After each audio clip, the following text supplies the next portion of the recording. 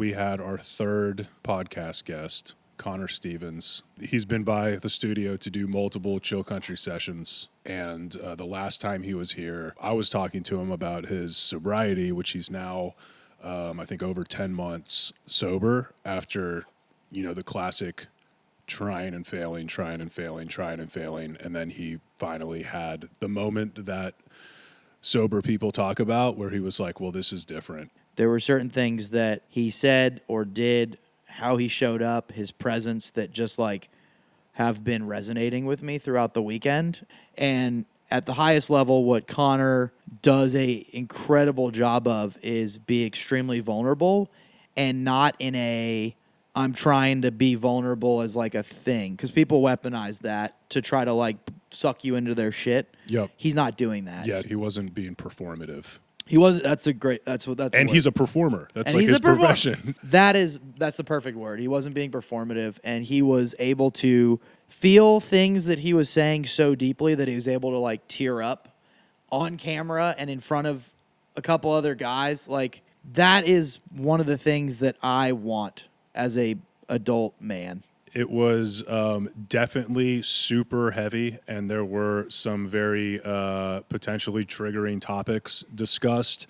One thing that I noticed when listening back is in the beginning, there's a lot of giggling as we talk about these subjects, and I think that might just be we're three dudes that are kind of still uncomfortable with feelings, and laughing stuff off is a way to cope with uncomfortable feelings. As it gets heavier and heavier, I think our demeanors change a bit. In the beginning, I'm kind of man, we're a little too giggly about how, and I think maybe it's because I know how heavy the episode got. We don't think that this stuff is a joke. No, not by any means. Sometimes. We're just fucking still uncomfortable with our feelings. Just be forewarned that this episode is not lighthearted. Yeah. I got a lot out of it. You got a lot out of it. I know, just talking to Connor since, he was super happy that he got to sit down and just tell his whole story. And I think it was therapeutic for all of us, cathartic for him. For those that want to learn more about Connor, it's Connor Stevens Music on Instagram and Connor Stevens on Spotify. He has a incredible catalog. He's only 29. He's put out multiple full albums. He just released an EP, and just incredible songwriter, incredible vocalist, and he's got a great band. They play around Austin all the time. Or you can catch his ass at Allen's Boots. Yeah, or go by Allen's Boots. Get fitted up. The OG boot company. Hell yeah. Yeah. The real Austin Boot Company. They didn't pay us for that. Yeah, so without further ado, Connor Stevens.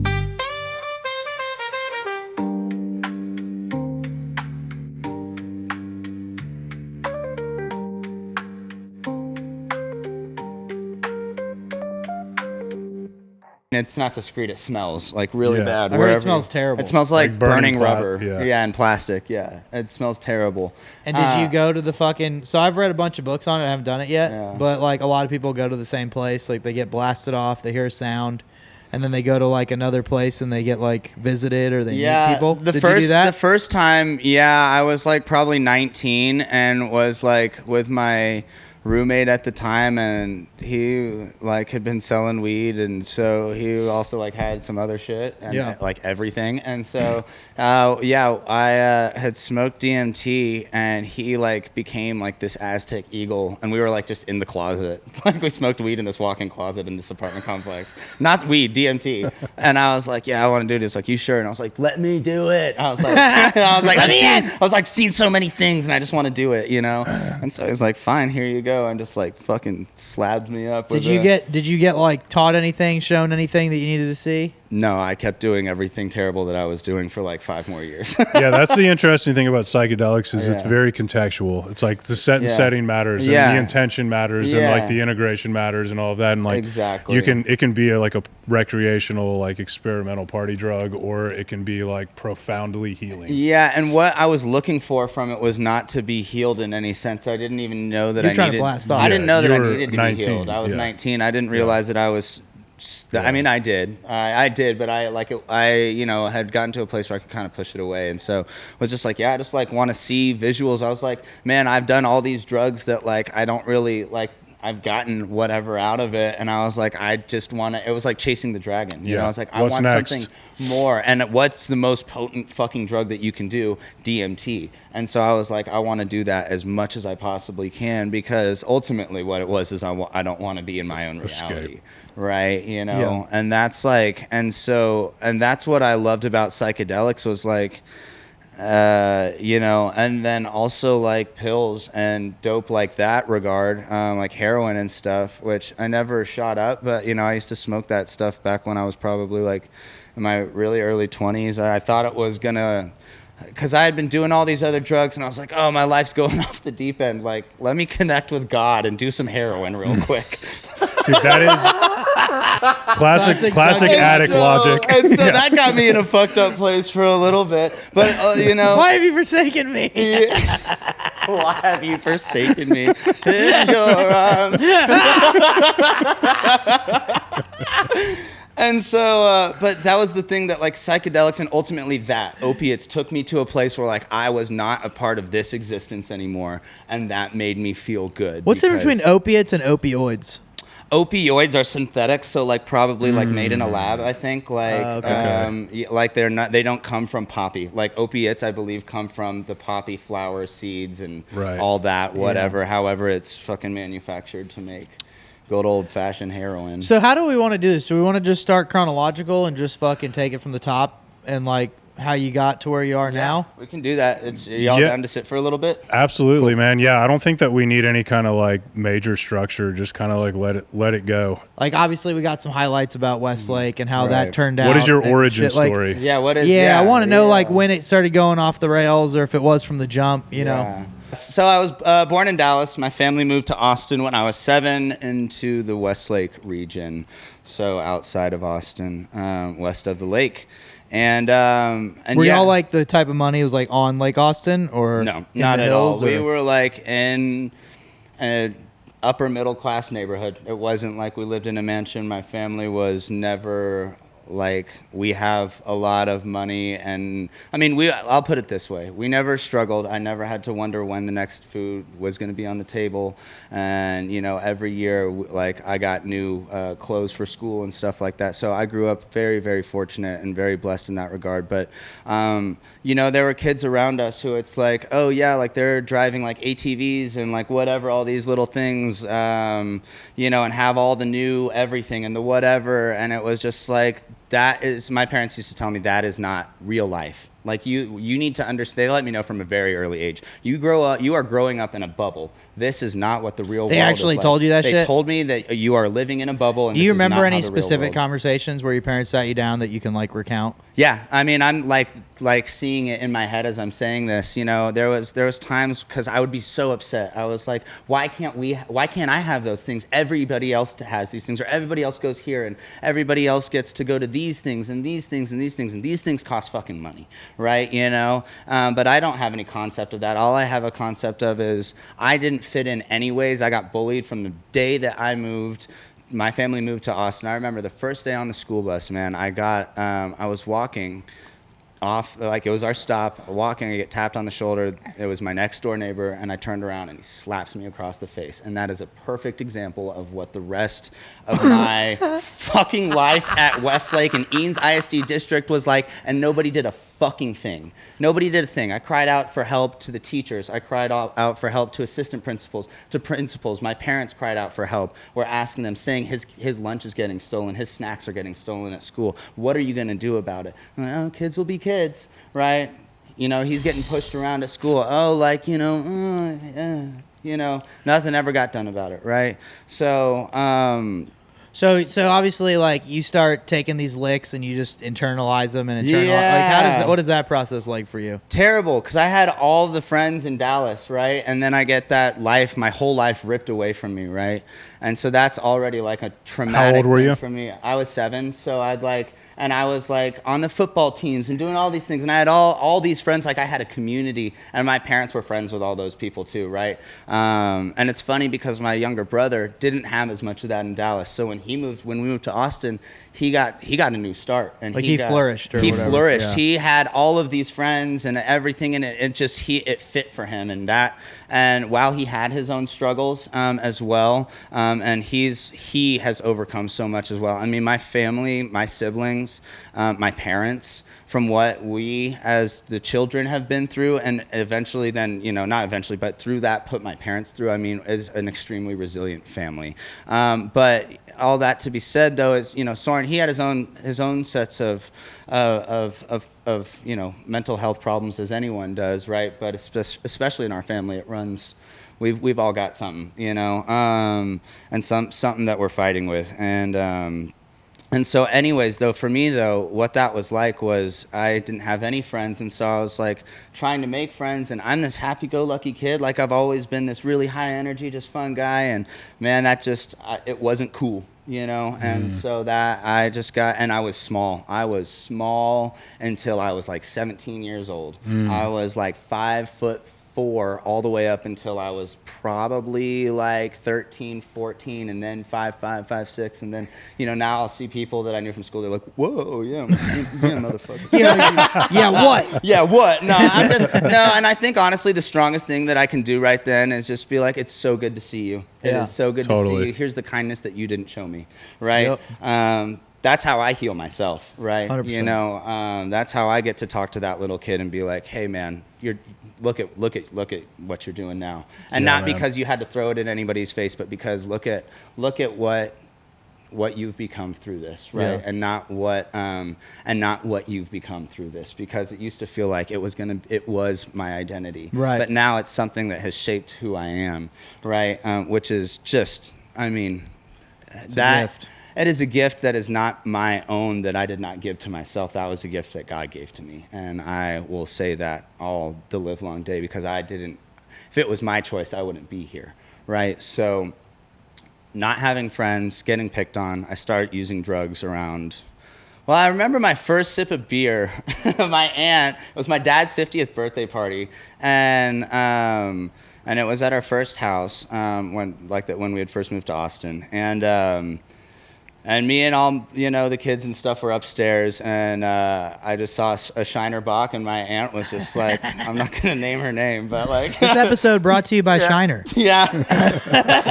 Which is, we can get into that of then how that relates to just like, okay, really? And you're worried about the kids and the weed? Like, okay, come on. Anyways, 10-year-old Connor gets thrown a beer. He drinks it. That's his first sip, and it wasn't like I felt anything, but I was like, I think I felt cool. Right. Totally. And so thus then set the standard for doing drugs and this outlaw type shit. But I wouldn't call it outlaw. It's just, it was something that I'm not supposed to do. Felt good because, really, that's what it was. It felt good. And I hadn't felt good in a really long time. Right. And so, around 13, I start using Oxycontin. There was this kid in my class who... well, that escalated quickly. Escalated so fast, dude. I smoked weed out of a Sprite can, and of course. And then I smoked some K2 down at like Barton Springs, and a park ranger found us, and we were like, well, we're just hanging out, man. It's the worst. So actually, it was before... So you got started on Spice? I got started on Spice. Actually, the first time I ever did Spice was I went back to Dallas just to visit my old friends and everything, and we're all like starting to be in high school at that point, and the guys in Dallas were like, we smoke Spice here, and I'm like, nice. They're like, you can get it at any gas station, like you can just walk in and just buy it, and I'm like, great. They're like, it's just like weed, but not really, like it's just a little more like psychedelic. I'm like, yeah, okay.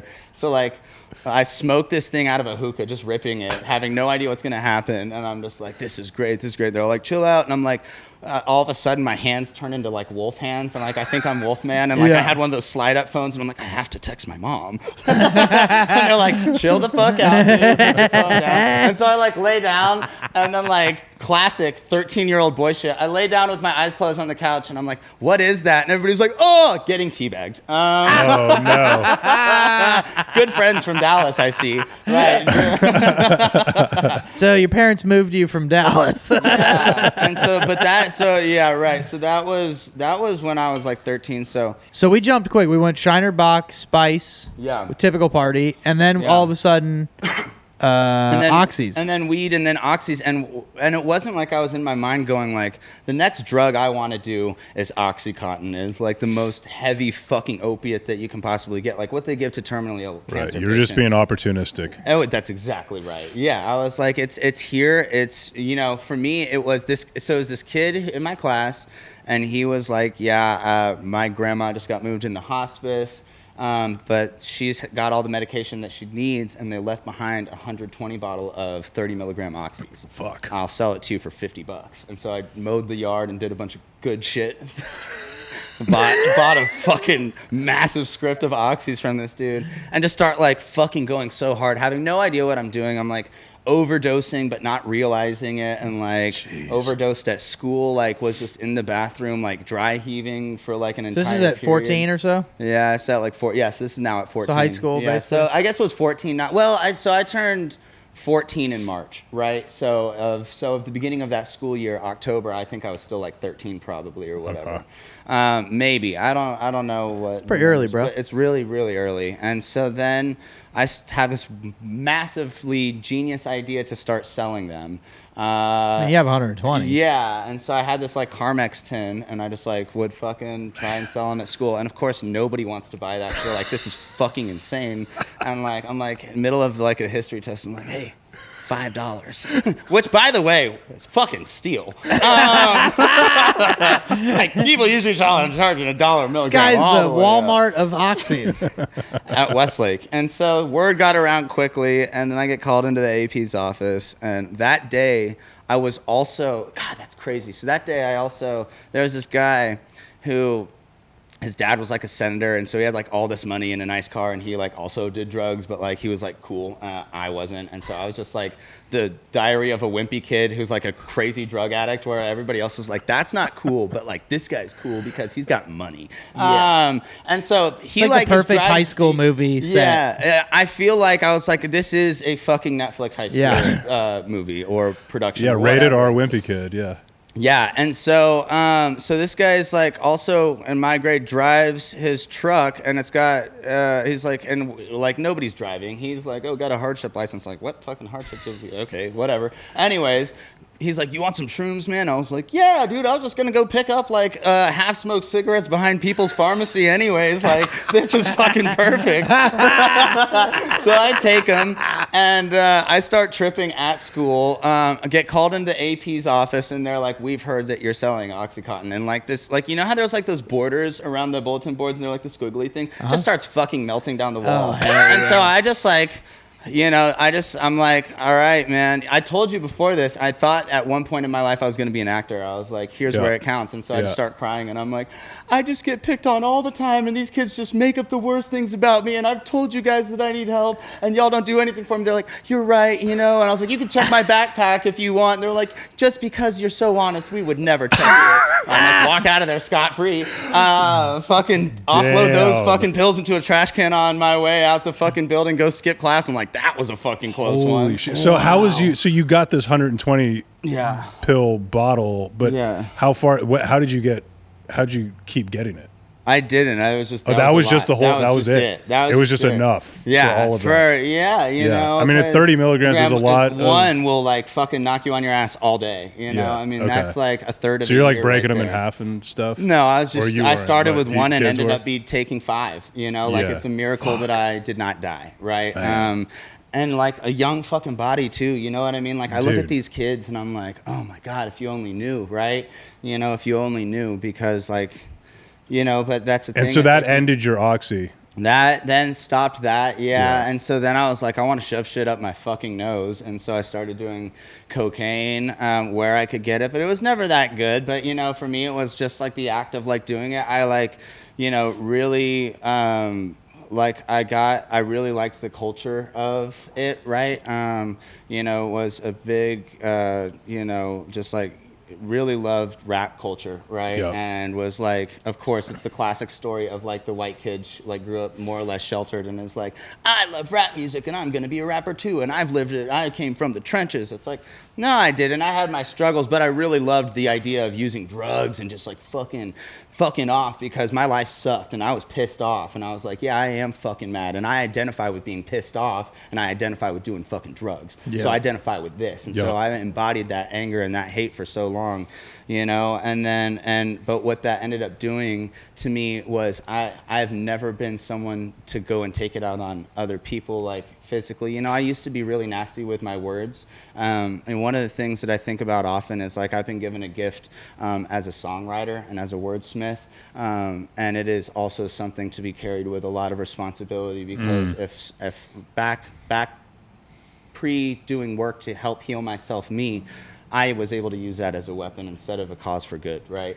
And so that's something that I, you know, try to carry with me heavily, like every day. And just words have weight, you know what I mean? And that stuff sticks with you. And I know that because I was called those names for years, for my whole adolescent life, you know?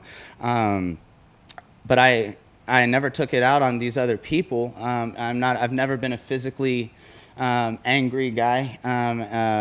But what I did do was I cut. And so, you know, it's not something I talk about that much. It's not something that you can really even see that much anymore. I mean, there's this guy that's kind of big and some other things throughout, but you know, that is what I used. You just take it out on yourself. Take it out on myself, cry for help. Finally, I can feel something because I've numbed myself with these drugs so much. And I numbed myself because I didn't like what I was feeling. But now I'm like, I don't feel anything, but I don't want to feel that over there. So this also, I can't control that over there. I can control this right here, right? So it was a combination of a lot of things of like, look at me, I need help. Look at me, help me, please, because there's nothing more that I can say because I'm trapped and I need help. And then, of course, you know, and they started really small, like cat scratches and stuff that was really easy to hide or whatever. And then that in itself became another addiction, was using, but then also like doing this and hurting myself. And just, I mean, that's what I learned to love. And so, and more than that, it then grew from something that was a new manifestation of addiction, as well as crying out for help, to also, I don't care about my life anymore, and now I want to kill myself because I'm so fucking high on drugs. And nobody fucking cares, and I don't care. And what the fuck am I even doing with my life? My grades are terrible in school. I don't even want to go to college because what the hell is a community anyways? Everything I've been fed is a fucking lie. And I don't think my life is worth living because everything that they've said about me, I think it's true. I think it's true, and I think they're right. And I don't know, and I think I should. All those little fucking, because back then it wasn't Instagram and all that, it was Facebook, and kids would be mean and fucking just say kill yourself. That was back before there was the awareness of don't tell people to kill themselves online. Right, it was just a thing you'd say. Yeah, you should kill yourself. It was before all the anti-bullying stuff. Well, it was before people started fucking you killing just got themselves. You got fucked with the timing of like social media emerging before anybody knew how fucking vicious. Yeah. And so all of that, you know, then I was like, okay, that's what I'm doing. I'm gonna kill myself. And it was a combination of so on the drug journey, what did I figure out that was the drug that I loved? It was Xanax. Xanax was number one it for me from age 15 probably through 22, leading up with dabbling up until... was it just the fact that it could do the numbing, but you could still function? Yeah, but like I didn't even give a fuck if I couldn't function. I was just like, dude, I'm like gone. And the crazy thing about it is you take it and you can be gone for days. Like you can be out of reality for days. Like lights are on, no one's home. You are just a shell of a person for days. And so that's what I started doing, and that's what led to the cutting, because that's the numbness that I'm talking about. Also, that's the numbness that I was able to achieve, to not have to fucking worry about being pushed into a locker. And you can fucking call me whatever the hell you want. Yeah. Because I don't feel anything. I'm so far above or below that, doesn't really matter to me, but I'm not there. Right. Yeah. You know, and so, you know, it kept going and it kept going. And I probably had 3 suicide attempts from cutting. The first one was these 2 big ones. Actually, it was probably 2 from cutting and then 2 from trying to overdose. So there was these, and it was, and you know, And so how did your parents deal with that? they did not love that. I went to, so they started sending me to AA when I was like 13.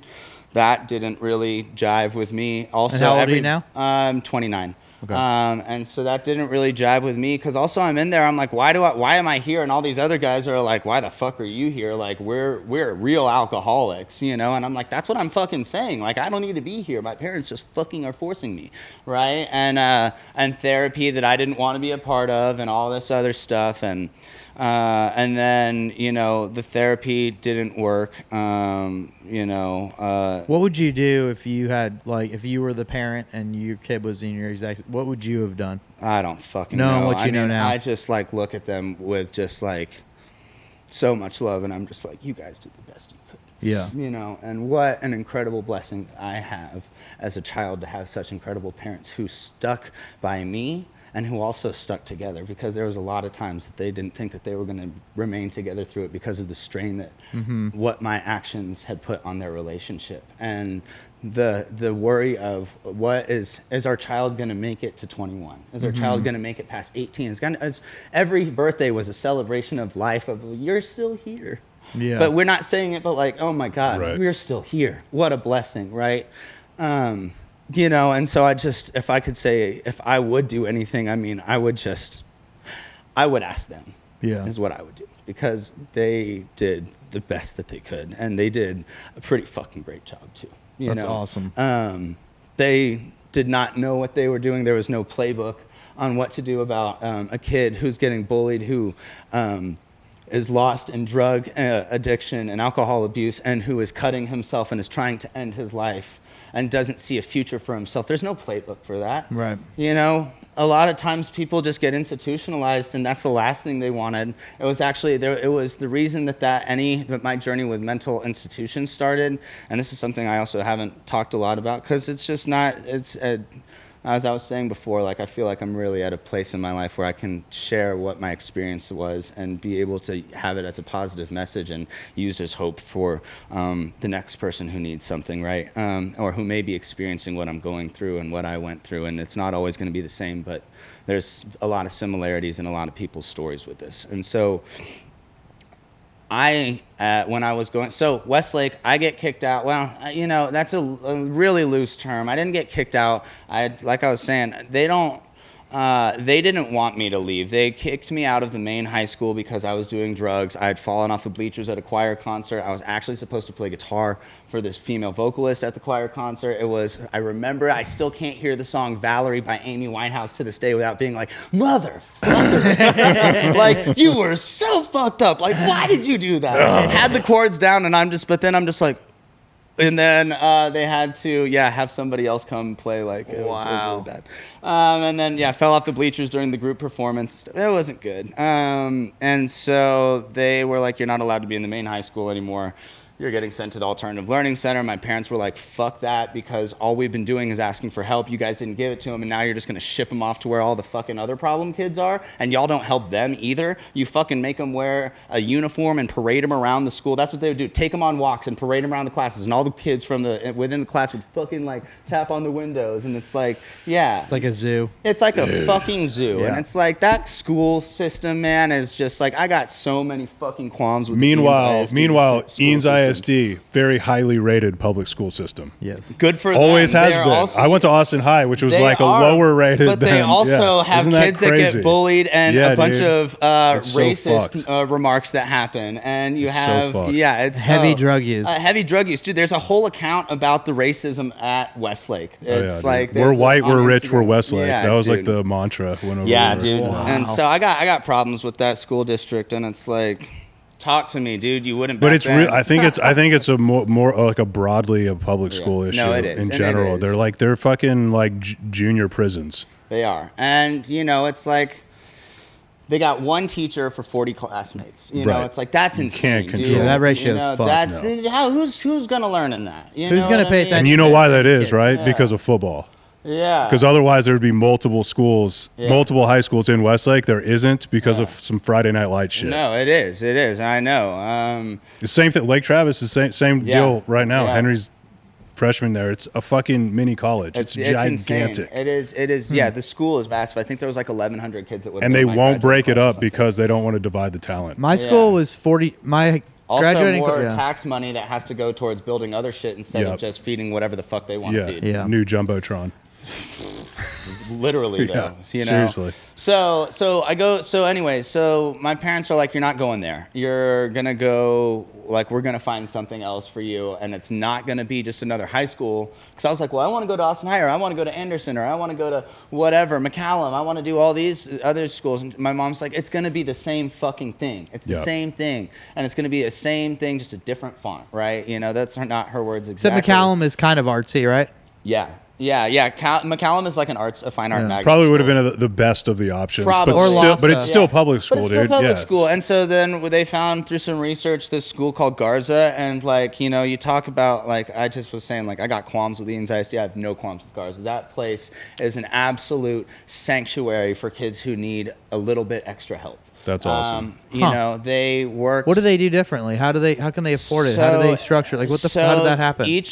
So it's a really, really small campus. You have to apply to be able to go there. You have to have a certain amount of credits as well. So you can't just be like, I'm a freshman and like my life's out of control. It's like, no, you have to have proved that like you can work up, like that you've gotten up this far. Because you can't have these kids here for 4 years. Like, this is an at-your-own-pace school designed to help kids get out of school early, but also designed to help kids who have learning.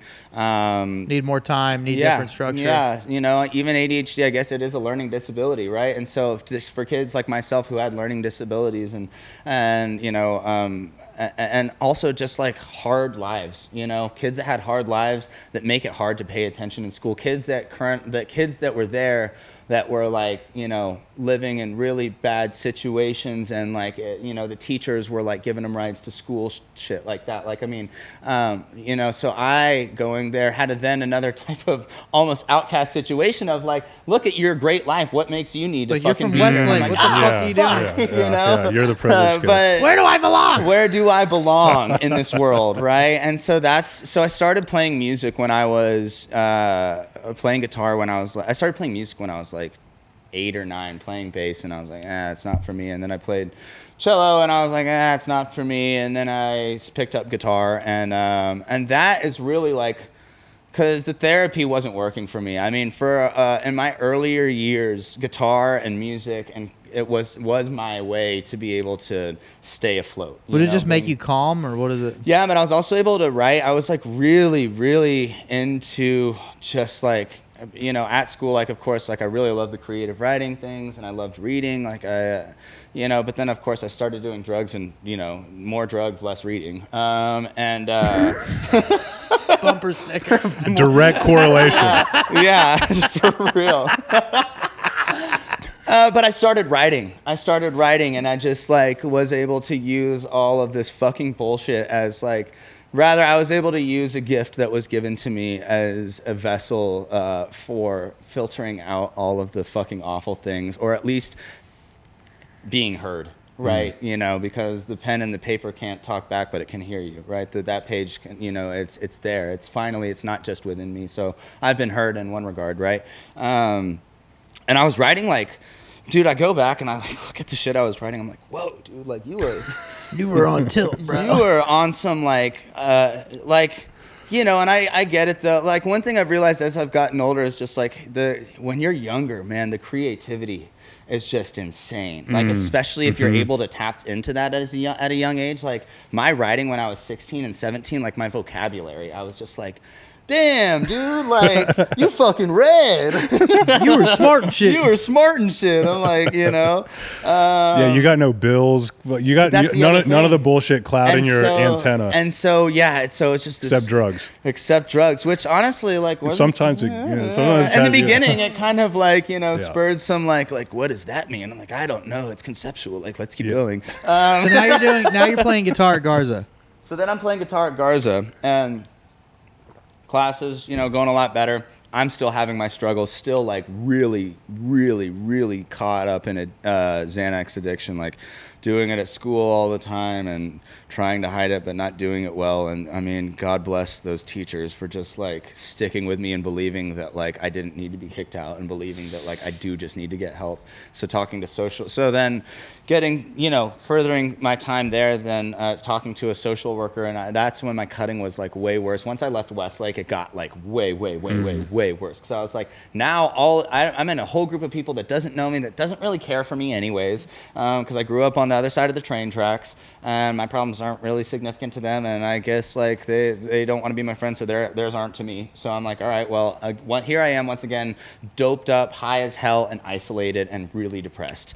And so, but the difference is at Garza, they saw, and even when I tried to cover it up, they made me talk to the counselors. I had not just my counselor, but I had 2 different counselors that were helping me. One that wasn't even assigned to me, and she was still every single day talking to me. Her name is Miss Tony Fuller, and she is actually a coach. She was a coach of the Women's Football League, the National Football League for women in America. Oh, She's sick. a fucking boss. I love her. She is an incredible human being. And then we had a social worker there, and my parents were not happy at all because I told the social worker that like I don't think that I am safe anywhere and I am a detriment to my health and I am actively trying to kill myself, and so I need to go to a mental hospital. You said that to her? Yes. Not by verbatim, but the point got across of I kept saying like I don't want to be here anymore. I don't want to be here anymore, and it's like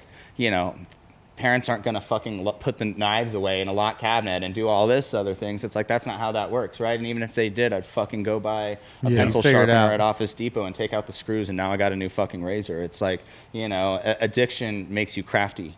And you will get what you want if you want it, and addiction will make you want that, right? And so it was my family's Thanksgiving trip to the beach, South Padre, and I last minute was like, I'm not going because I'm going to a mental hospital. And my parents were like, no, and I was like, yes. I'm not going because all I want to do is kill myself. And then they said no, and I was admitted anyways.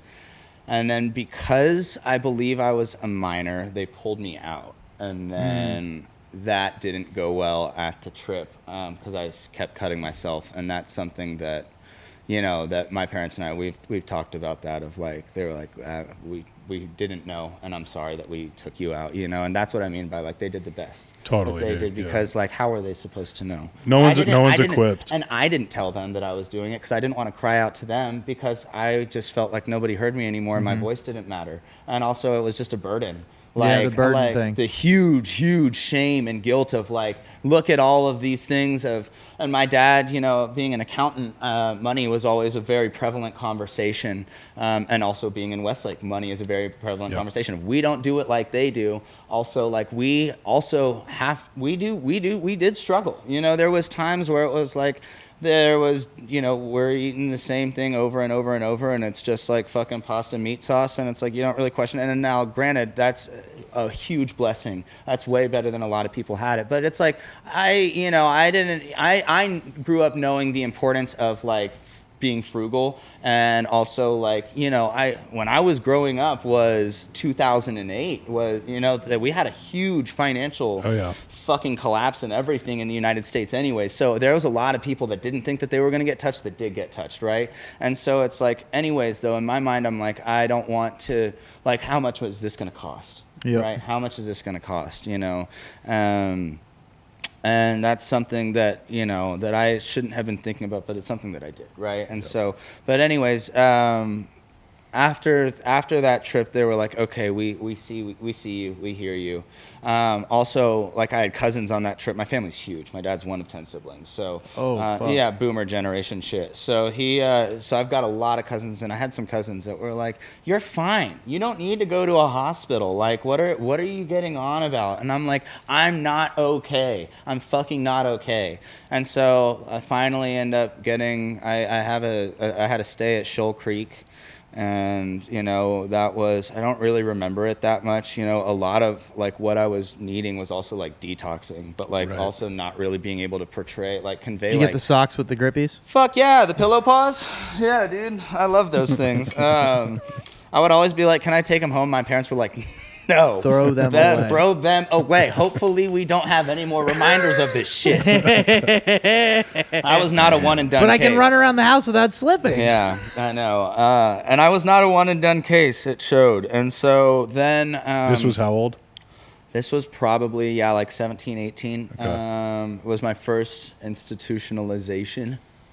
If that's a word. It was the first time I was institutionalized. And, you know, it wasn't necessarily against my will because I knew I needed help, but I didn't really know how to ask for it. And I knew that everything that I was doing wasn't working.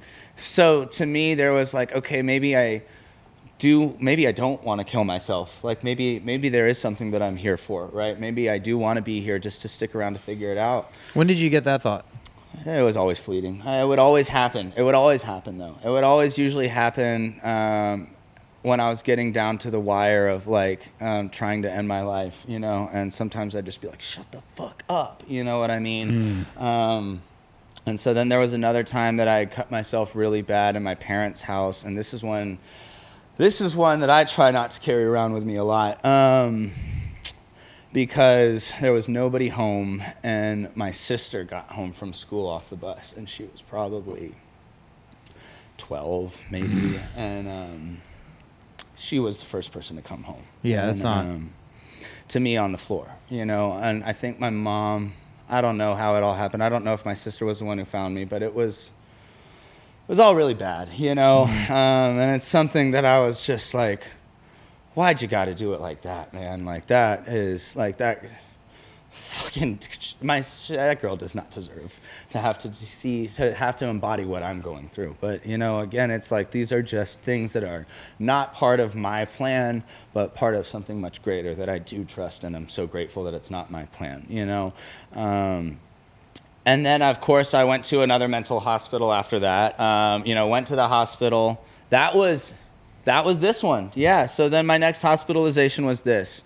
And that was the first time. Before it was like they just were like, yeah, you know, this sucks, but they're gonna heal up. And this time they were like, in 3 different places, they had to staple my arm back together.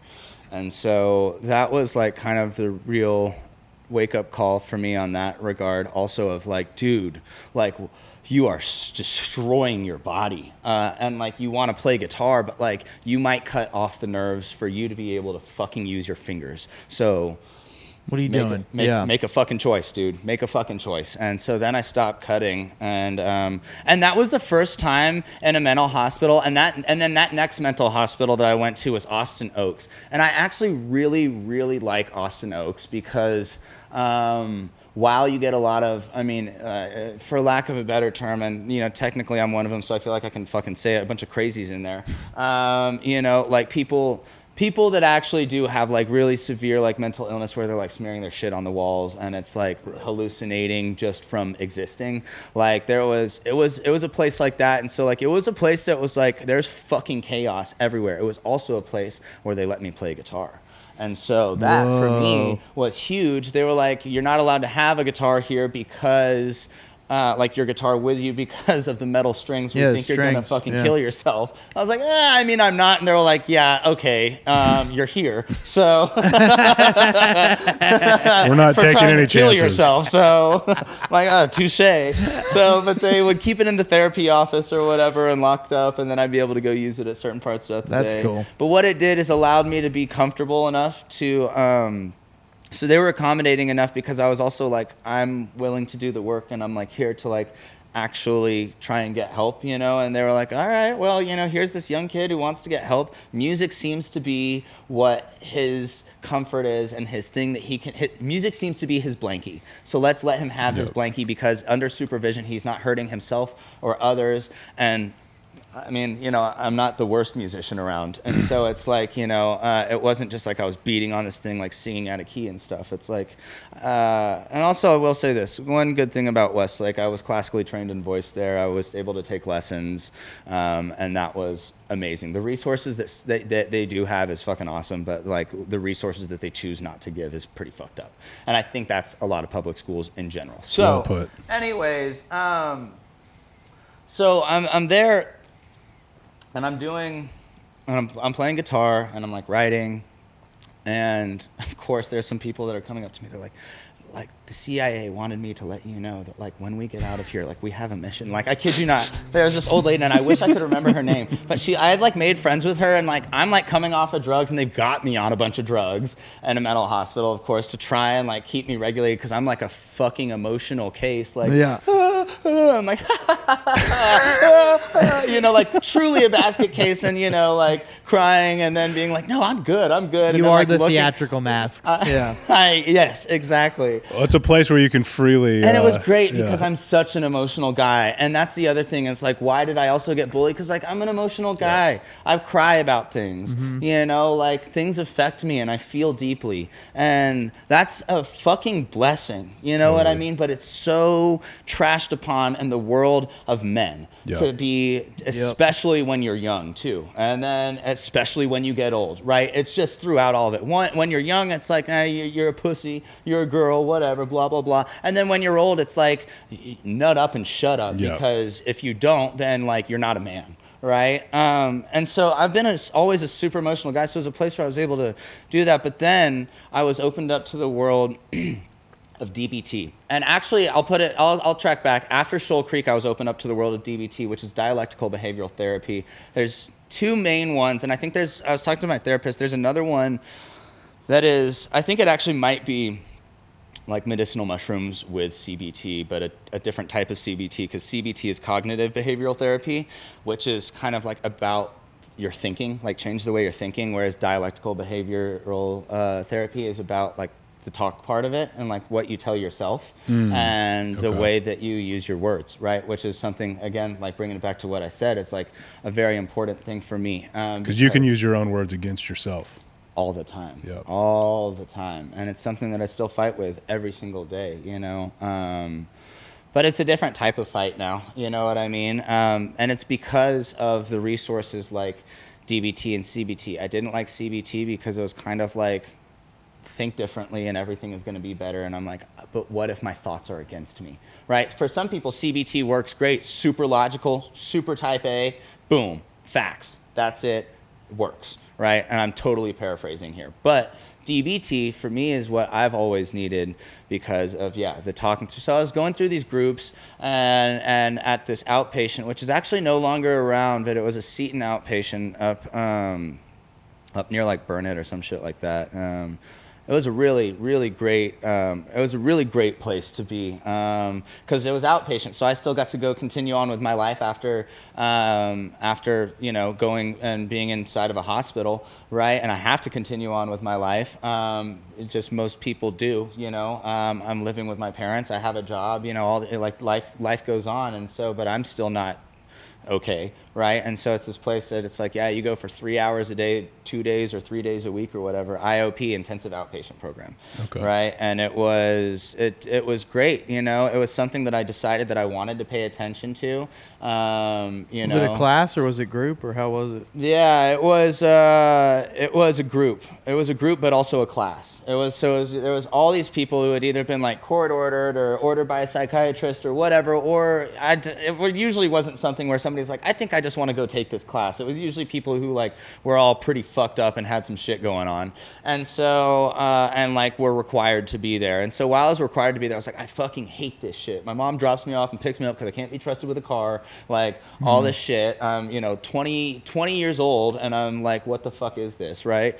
And so, or whatever, I don't even remember. Like, it's so wild because like all those years, man, like I was using so hard and so consistently, like every single day, like pumping so many drugs into my body. Like it's time is something you can't get back, but sometimes like the memory is too, and that's like one of the harder things of like using for so long and like using so hard for so long is being like, man, like there's a lot of stuff that like I just don't remember about my life, like months that are gone, and like that I like people will tell me like, you remember when this and this happened, and I'm like, I fucking couldn't tell you actually, to be honest.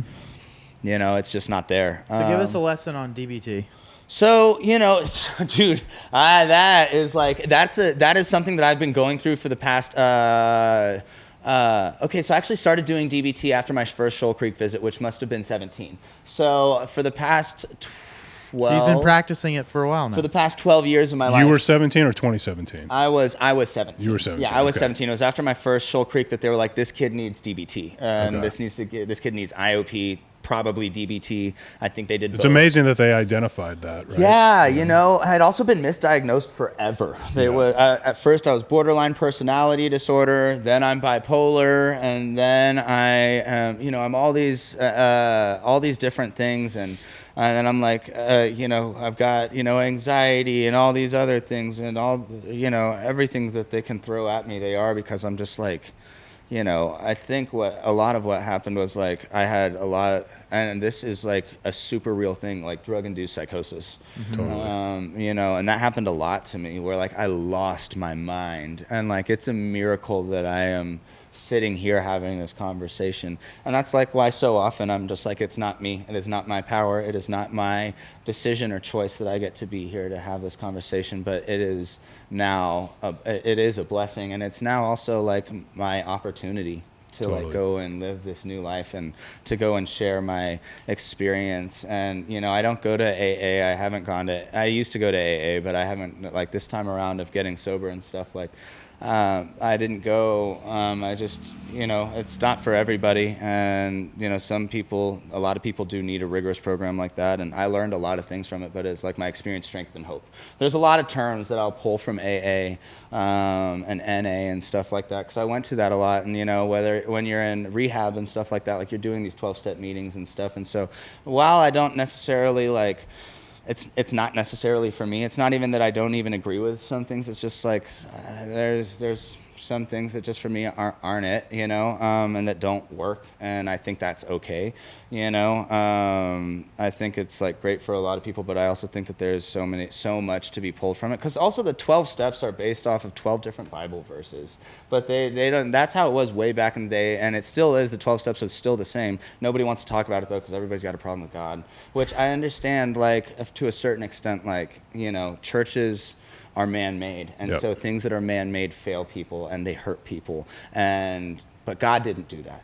Yep. So yeah, and then opens a whole conversation of why did God allow that, and that's a deeper theological thing, which is a whole another podcast, and I need to refresh my theology, which I only learned some of because I was in a worship leader development training program, and then got asked to leave because I was so fucking loaded. And that's when he shaved his soul patch. That's hilarious. So what the fuck is DBT? So what is DBT? I keep dancing around the fucking topic, dude. DBT is, like I said, it's like a way of looking at how you talk to yourself, and like it is ultimately changing the way you talk to yourself. I think sometimes change can have a negative connotation. So it's like a self-talk program? Kind of, but not really. It's my yes, but also actually, yeah, really at its roots, it is about the way that you talk to yourself, and about the way. So like one of the first things that they talk about is mindfulness.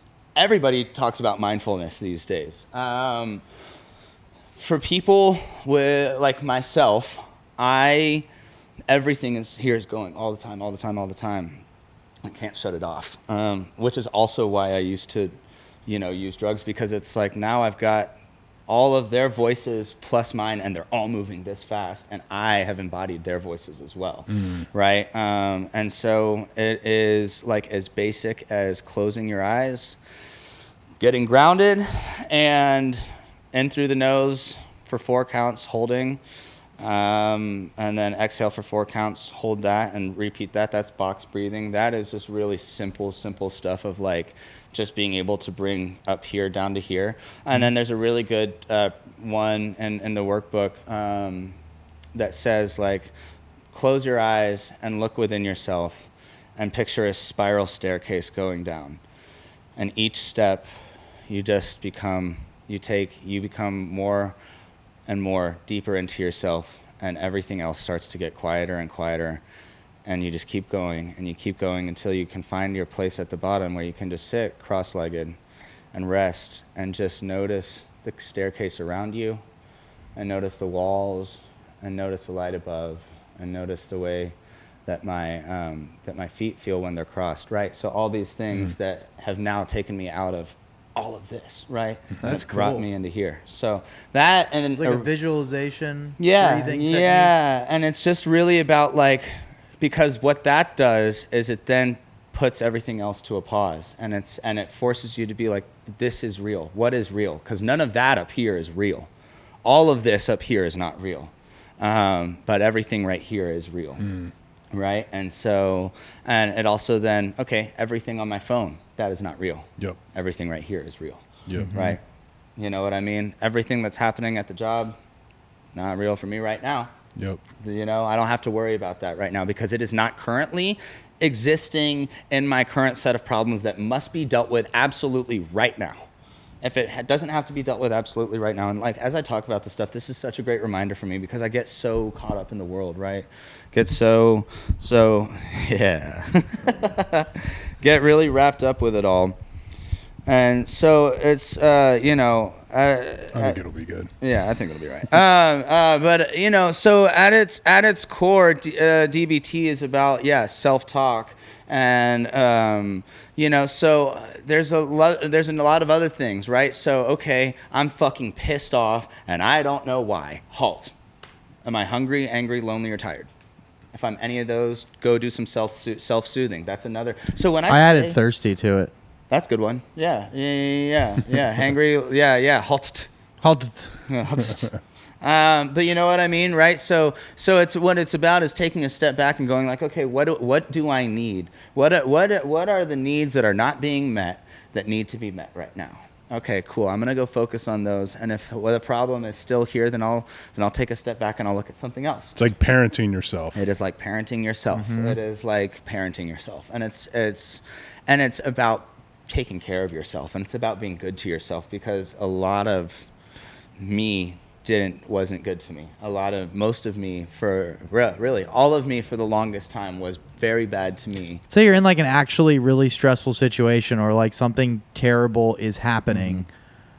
How do you like acknowledge something difficult's happening, but also like marry this concept of DBT where you're like, I don't want to say putting like a positive spin on it, but So actually, you know what I mean? I do know what you mean. I'm like getting goosebumps from this because this just brought another one of the tools, right? So all that it is it's a massive toolbox. It's just a massive toolbox to help you just find your way in life, right? And so when something is fucking terrible, shit hits the fan, there's nothing you can do about it. It's just you are in the suck of it, right? And that's just how it is. That is called radical acceptance. And it's like, yep, that is what is happening right now, and I can't change that. So shit fucking sucks, but it's not forever. And rather, not but, because that negates it.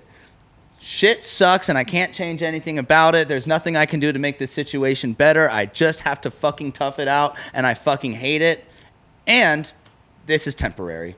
Right? That's one of the things. This too shall pass. This too shall pass is just something that it's just, you know, and that's something that my fiance says, Clarissa, she says all the time is like, this is temporary. She reminds me of that on a daily basis. This is temporary. It's temporary. It's temporary. And it used to piss me off because I'm like, but it's real, you know, but it's temporary. This is not forever. Yeah. This is not what you are confined to feel and experience for the rest of your life. Rather, probably not even for the next, few hours or for the next week, depending on the circumstance, whatever it is. But it's a fraction. It's a fraction, right? And so, and then when I can get to a place of radical acceptance, and then kind of being able to just like, just look at it from that, then I can just be like, sometimes, not always, but every now and then I can go, and it's not that serious. It's not that serious. Is this what's going to define me for the rest of my life? If the answer is no, it's not that serious. Pretty much most things that we go through single experiences.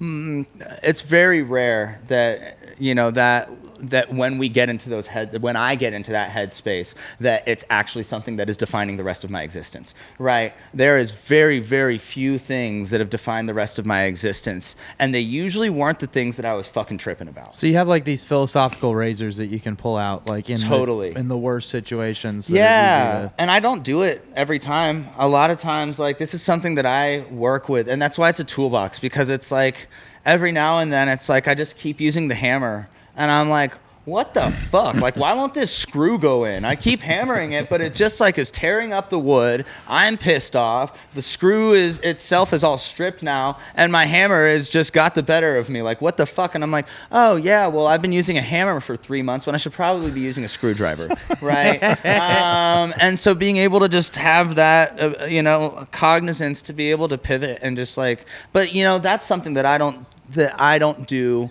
just on my own, and it's like 100% through therapy, right? I didn't use any of those tools until I started going back to therapy on my own volition. So going back, right, going through DBT, right, it's really an eye-opening experience for me. I'm using tools, things are going good, and then fucking, of course, it all hits the fan, right?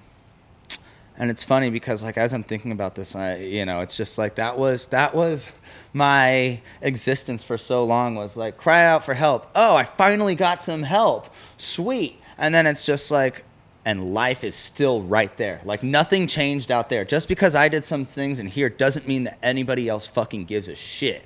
You know what I mean? I get out, fucking dope dealer's still gonna holler back at you, right? He still knows that you were his number one client for a little bit of time, so he's still gonna ask you if you need a fucking quarter of a fucking rock.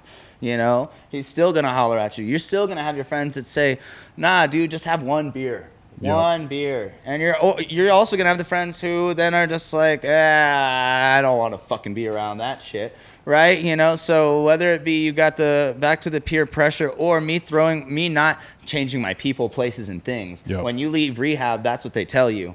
And mental hospitals, they're like, if you want to see a change in your life, you have to change your people, places, and things. And if you don't, then good luck having the exact same experience. Yep. We'll see you next year. All you have to do is change everything. That is a fucking daunting thing. And that's why I didn't do it. That's why I didn't do it, because it's like, that's scary. Like, because finally I've like got a group of people around me that, like, or in my early and mid 20s, that I was like, these are my friends. And it's like, no, these are the people that we get loaded together with. Now, I probably have 3 people who are still like my true friends. And there's a 4th, but he did not make it, and that is, it's just something that, like, you don't really think is going to happen to your fucking people until it does. But then the other thing is, like, in a sad sense, like, and I'm not even too proud to say this, because, like, as much as I want to hold this for myself, like, I think it could maybe be useful for somebody else who might be feeling the same thing. But, like, I lost a lot of friends right after high school, and was a pallbearer for one of my friends when he would be 29, and he died at 18. Like, that's like, no, you shouldn't be a pallbearer. I mean, I still remember, I can feel it, man. Like, those caskets are fucking heavy, and I was not a big guy, and I was just like barely hanging on, and it was just such a fucking metaphor for what my life was like. Of like, look at this massive what a physical weight representation of literally the death that is upon me, that I can't carry. I can't do it on my own. And that's the other thing. You experience all this death around you, and you can't carry it on your own. And so I just pushed it down, and I pushed it down, and I pushed it down. Because every time I would talk to somebody about it, they're like, what, dude? Like, you've been to hospitals, you've been to rehabs, and your friends are dead from this shit too? Like, I don't know if we even, like, now it's kind of like, why are we friends? Yeah, you're kind of a lot. You're kind of a lot, dude. Yeah. You're kind of a lot, right? And so back to the same kind of drawing board. But anyways, like, I was like, I finally had a group of friends that I thought that were real, in my 20s that I was like, yeah, like we're all the best buds. And it's like, yeah. And then, you know, someone gets too high and then pisses everybody else off, or somebody doesn't have money to throw in one time or whatever, and all this shit. And it's all just using buddy stuff. Yeah. You know, nobody's, and here's the thing. I was never their friends either. So it's not like I'm sitting here being like, how could they? They were terrible friends. It's like, I was a shitty friend too. None of us really wanted to be the fucking rocks for each other. Enablers. Yeah, and every now and then, like, we would all, like, somebody would get, like, have something really bad happen, and we'd all get, like, really drunk and cry about it, but then, like, we'd never talk about it ever again. It's like false sense of camaraderie. Yeah, and this false sense of, like, oh, this is, like, healing, right? But that's not another reason to do drugs. Another reason to do drugs, right? And so... Yeah, drunk crying is not real crying. No, it's not. It's not. And it's also just, like... It feels so much better to cry when you're sober. Like, the healing that you get from crying when sober is the most magical thing. Like, if I can cry, like, every day of the week, like, I feel so good. Like, your brain is like, here you go. Here's some happy chemicals. Yeah, right? Because it's like... And a lot of what I It's like real DMT. Yeah, it is. It really is. It's beautiful. Like, I look around and I'm just like... There's so many times, like, where I just, like, am praying and I'm talking to God and I'm like, look at what you did. Look at what you did. Look at not what I did, but look at what you did and what plan you have for me. And I don't even know what it is. And I used to think that I knew. And how incredible is that? And, like, how amazing is it that you have turned a stinking pile of crap, but you never saw it as that. But what I saw was a stinking pile of shit that was useless and just fucking compost. And you saw me and you said, no, I don't see you that way. I see you as a beautiful child of mine. And if the beautiful child, I have a plan for you. And to then feel that, you know, and then I get to cry about that. And then what a blessing the rest of my day is that day. So if I can cry every day, my life is fucking great, because then I am something that's so much more than myself, because I am just a vessel. And that's so awesome. And the other thing is, like, I can't get here if I'm not sober, right? I can't do that if I'm drowning out everything, right? And so I got some questions. Yeah. So I've been in AA for a long time. Yeah. And all substances. Yeah. And so, you know, I started doing psychedelic therapy, I guess almost like 10 months, 11 months now ago. Okay. So ketamine and then Nice. psilocybin. That's awesome. So do you consider yourself an addict? Do you believe in that term? Do you think that's a real label for you? You know, I think it's a loaded question, because it's like, yes, I feel like it's the easiest term to identify with, but also at the same time, it's like, I don't know, because of the fact that, like, I look at AA and there's some people that truly, like, are, I mean, addicts, right? You know, and I don't know. It's too reductive. It's like you're it's a more complicated situation, more complicated person. Yeah, like, because what I am is a person who has PTSD. Yeah. I'm a person who has PTSD and had no other means to cope that ended up giving me any type of relief. But then what happened is, because, like, here's the thing, man. Like, when I used to cry myself to work every fucking day, because I'd just be like, don't get a fucking gram delivered. Do not get a gram delivered. Do not get a gram of cocaine delivered to your fucking workplace today. Every single day. For like fucking 9 months. Every single day. Gram of cocaine. Gram of cocaine. Gram of cocaine.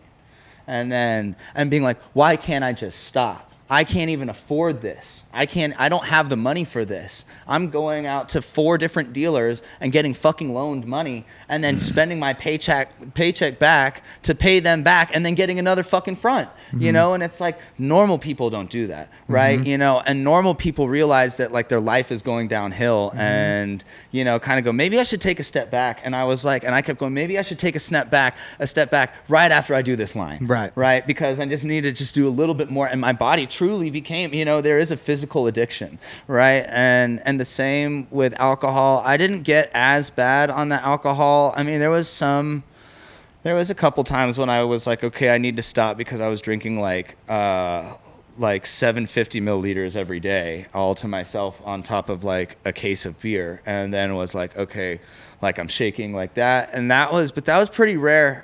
The main one was though cocaine. Like cocaine was my fucking DOC, dude. Like that was my thing, and and it was something that I truly just could not stop. Even when like, dude, and at the end, man, it was crazy. My family has a history of heart problems on my dad's side. The men in the family have terrible hearts.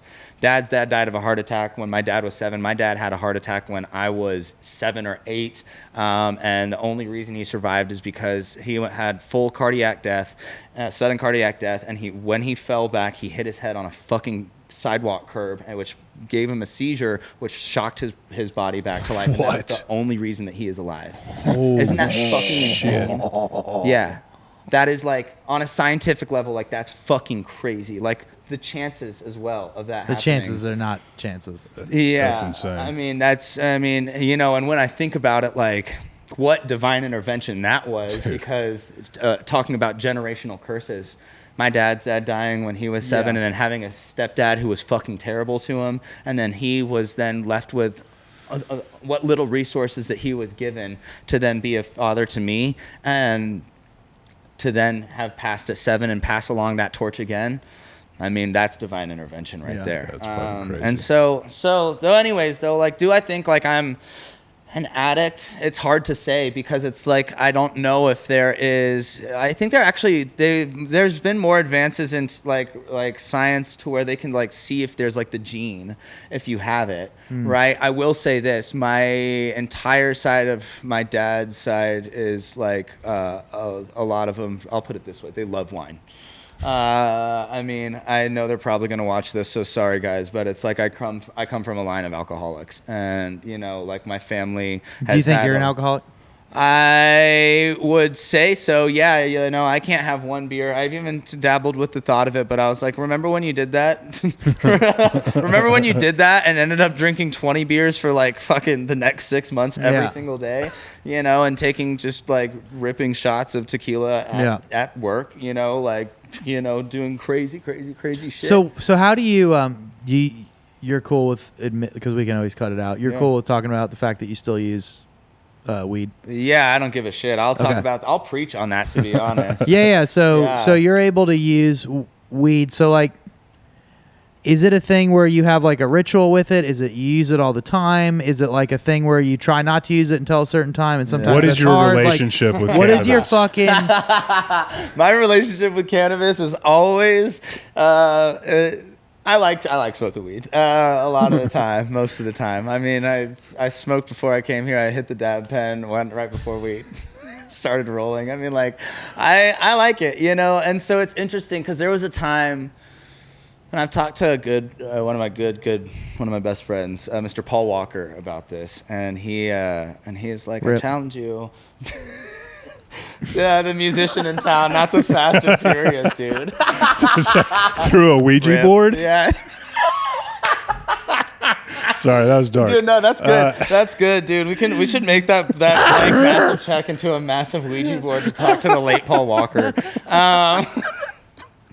No, I thought I said rip quiet enough for no one to hear. No, I heard that shit, dude. And it's so funny, because then I'll be like walking around the house, like right next to Clarissa, and she'll just like say something normal volume, and I'm, huh? Oh, she fucking hates it.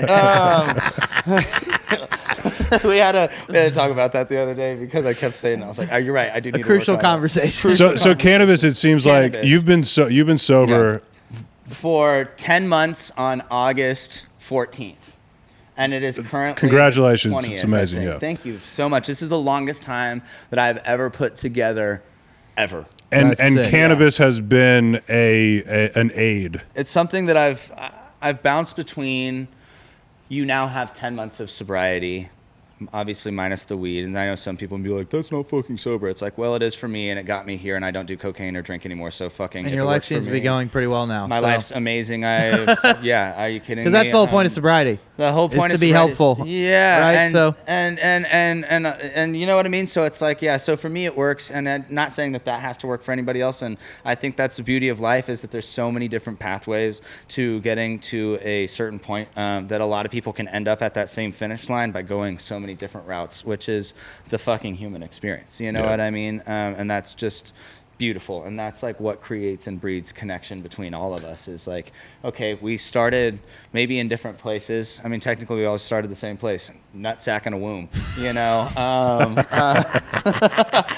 And then maybe we all got to a certain place, but it's like, and maybe everything in between was all different, but that is how we can connect, right? And that's the beauty of it all. So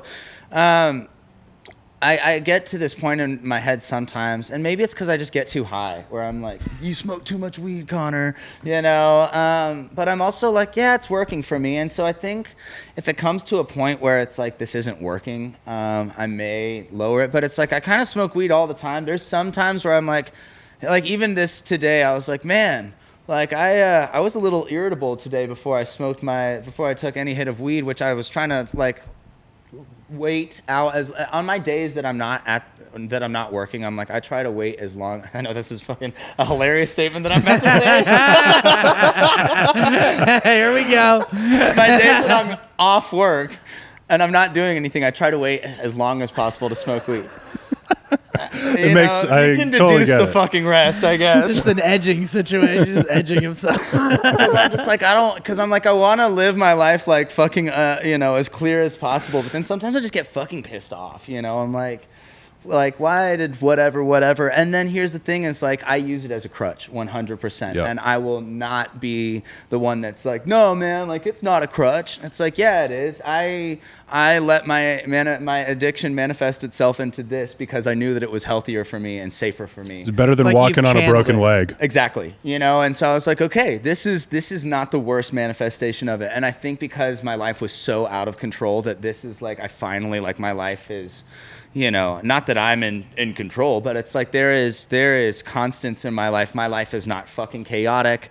And if it does ever get to feel like it's chaotic, I go, that feels chaotic. I'm going to bring this in, right? And whatever that may look like. But because my life isn't so chaotic, I look at it and I'm like, it's not the worst. I would like to not smoke the dab pen as much as possible because it's like, I don't want to, I just don't know, rather, is what it is. It's like all vaping forms, you don't really know. Especially when they're being heated by like batteries and shit like that. Yeah. Like, I know that it's more sketchy and it's like something that for me is like, it's just convenience. It's like, it's cheap, can last me a while, and I can, and I don't have to go like roll up or whatever. And I started smoking when I was 13. So what is that? 16 years into the gig, and I still don't know how to roll a joint. So I fucking use cones. And so because of that, I'm like, it's always a fucking hassle, and I don't want to be the stinky dude with a bowl, and so, yeah, so, it's something that I definitely use as a crutch. But it's also something that I look at and I go, I use this as a crutch. Because I think if I tell myself I'm not, then I'm lying to myself, and if I'm lying to myself, then what am I fucking doing? Yep. Because the whole point of this was to get honest with myself, and that's one of the beautiful things about AA. Whoa, not AI. AI is the AI is opposite. not fucking honest. Jeez, about AA is that it forces you to get honest with yourself, and if you choose not to get honest with yourself, then it's not gonna fucking work. Right. And so that's why I say, like, while I didn't do this 12-step program, and who knows, maybe I get further in the road of my own recovery and I go, I need something more. Right. And so I don't ever look at any of these options going, that door is shut forever and I will never do that. I think that is also the only reason that this is fucking working for me, is that I'm like, I'm open to whatever it is. Right, I never closed the door to AA. I just was like, it wasn't working for me, and I kept trying, and I kept getting like a month or 2 months, and then going back out, and then doing this whole fucking thing again. And so really, what it was for me was I kept telling everybody that I'm gonna get sober. I kept telling everybody, look at me, I'm gonna go get fucking sober. Look at me, I'm gonna fucking do it. This time it's for real. No, I feel good about it this time. And he huffed and he puffed. He huffed and he puffed, and he had no fucking air for himself. You know what I mean? And it's really what happened is then I just go like, And also, I'm looking at it and going like, I want everybody to be proud of me, right? Well, the second that people are fallible, you know, and everybody. So, you know, it's like, yeah, they are, and so am I. I'm going to do things in life that may not be directly related to my sobriety, but something that I'm not proud of, right? And something that somebody else isn't proud of me for. And they're allowed to be upset with me. They're allowed to be sad. They're allowed to be frustrated. They're allowed to be angry and be like, hey, I need a moment, right? But when I had attached my worth of sobriety to what other people had to say, and what other people thought of me, was every single time was the immediate downfall that I could not see. And so I had, you know, been towing that line. I was going to AA meetings, like I was saying. This is so past 2 years, right? It's been like, okay, I need to get better. Okay, like I've got this relationship in my life that's beautiful, and a good woman who is here for me, who sees me for who I am, even though I'm not even giving her that full image. She sees me and she believes in me and she has faith in me and she's gonna stick by me, right? And so I kept being like, oh, well, I owe it to her. Oh, I owe it to her. Oh, I owe it to her, right? You know, but eventually, you know, it's like all I do is keep hurting the people I love, keep hurting the people I love, keep telling her these empty promises that the man that she loves and believes in is finally going to do the right thing for himself and for his family and for the person that he loves, but ultimately for himself, because he has to care about himself, and he's doing it finally. Just for the next week, for him to show up smelling like booze on his breath and have his fucking mouth taste like gasoline because he fucking did a bunch of fucking cocaine and drank a bunch of booze, and he's trying to hide it, and he thinks that I'm stupid. That is what I gave her. And finally, one day, I just woke up and was like, I'm done fucking telling people. I know who fucking cares, because if it just doesn't work, then it just doesn't work. But I'm doing this shit and I'm not fucking doing it anymore. I'm done. I quit. And then that day, I haven't looked back. About 2 weeks in, we were at our friend's birthday party. And it was all out at a bar, and I had gotten off work, gone there, and Clarissa was like, don't you want something to drink? And I was like, no, I'm good. And she's like, oh, I haven't seen you drinking. I was like, I just don't want to do it anymore. And she was like, so like, are you going sober? I was like, it's just the decision that I'm making, right? And so what I did is one day I just woke up and I was like, do you care about your life enough? Do you care about do you care about your life? It's not about, do you care about her life? Do you care about how this is affecting you? Do you care about the fucking bills that are getting paid or lack thereof, or what the fuck ever? Do you care about your job? No, it doesn't fucking matter. None of that shit matters. Do you care about yourself enough to fucking give yourself a real, honest opportunity at life? If the answer is yes, then I need to stop doing drugs and drinking today.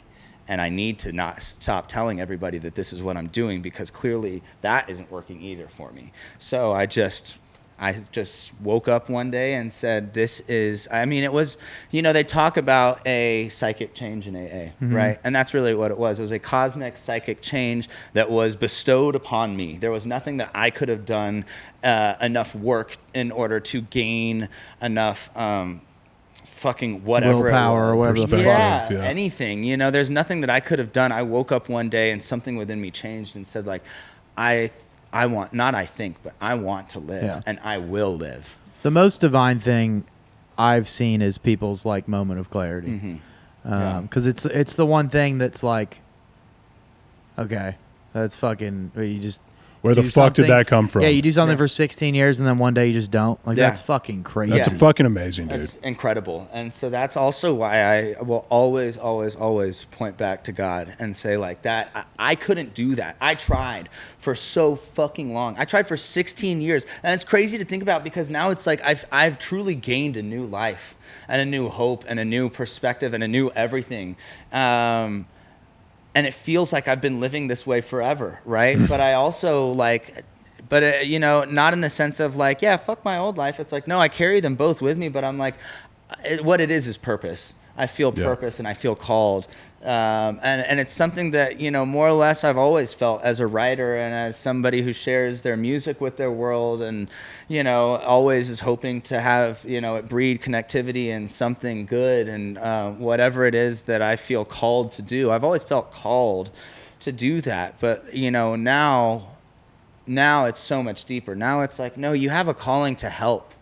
You have a calling to give back. You have a calling to help the world, help the world in the way that that you didn't have access to, right? You get to be that for somebody else, right? And you get to remind them of who they are and who their truth is, and that it's not all this other bullshit, right?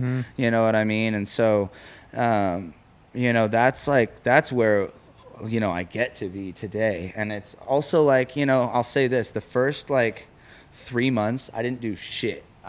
First 3 months, if I tried not to even play shows, and if I did, I got there 15 minutes before we started, maybe like 30, 45, because, you know, you got to set up and shit. But I'd get there for load in and sound check, and then and I play the show, and then I'm fucking gone, dude. I'm fucking gone, because if I'm in a bar, I'm gonna fucking drink, you know?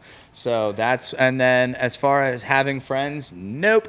Didn't have those. I mean, I do, and I still have so many friends that are still, you know, from places when I was using, who have, you know, just proven to be good people, right, and good friends, regardless of, you know, what all circumstances were around, right?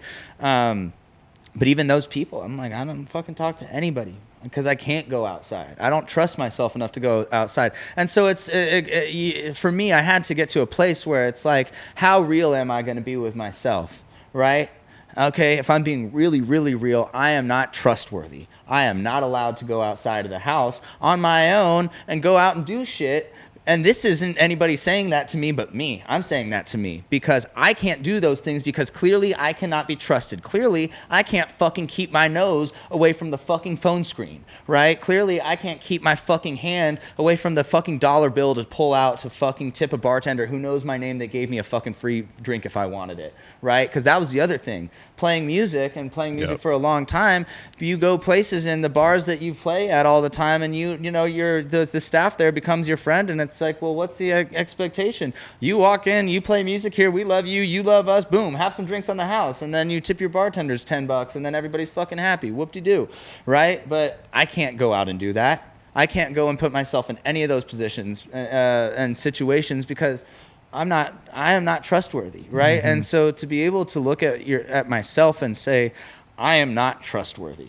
I cannot be trusted with my own free will currently. And so, and then saying, but what I can use of my will is restraint, right? And so I restrained myself, and I kept myself in the dark for months and months and months.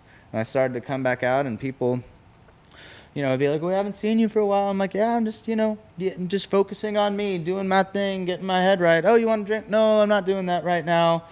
You know, and then people, you know, and getting to a point where I'm like, yeah, like there was so many times when in those first 2 months where I'm like, I just want to go fucking drink. That's all I fucking want to do. And it wasn't as many as the other times, because it was like that psychic change, right? But there was still those moments that would creep in of like, I just want to fucking get high. I just want to feel something different, right? And so that's the other thing, is like getting real with yourself and being like, hey, pal, you got to feel these things. Like everything that you keep pushing off, you're going to keep pushing it off and keep pushing it off and keep pushing it off. And do you want to be a dad one day when it's all said and done? Do you want to be a dad who stuffed all that shit down and then didn't fucking take the opportunity to learn and to grow and to be a good father? I'm not like we don't have anything on the way, I don't think. But, you know, but I think about those things, because what I was saying to y'all before all of this was there's been a lot of, throughout my life, there's been many goals that have changed. And, you know, music will always be that. But even before music, like, what did I want to do? I was like, I just feel a calling. Like, I want to be a good dad. You know what I mean? I want to be a dad. I want to be a father, right? And that's something that I've always wanted, you know, and I just want to love, right? I want to pour my heart out and my everything out into, and just take care of you and raise something to make a positive impact in the world, right? What a beautiful thing that is. And isn't that the point of it anyways, right? And so taking the time now to sit with myself and feel the really icky things that I'm like, I don't like this about myself, or I don't like this about people, right? And be like, why? Why don't you like that about people? Were you not taught to love everybody? And for the people that you specifically don't like, are you not taught to love them even more, right? Are you not taught to love them even more, right? And so, you know, that is something that I've been going through of like, there's a lot of things that I have to work on. There's a lot of things that I have the opportunity and that I have the blessing and to be able to work on. We get to work on. That I get to work on, right? You know what I mean? Because it's like, that's the other thing of why this all works. Like I look at this, it's about the perspective. It's like, how do you see it? Because also you're the only one in control of that. Like nobody else can see it the right way for you. So it's like, there's mental fortitude in there. Like you have to build up the strength. You have to, which is also why I fucking sat by myself for so long.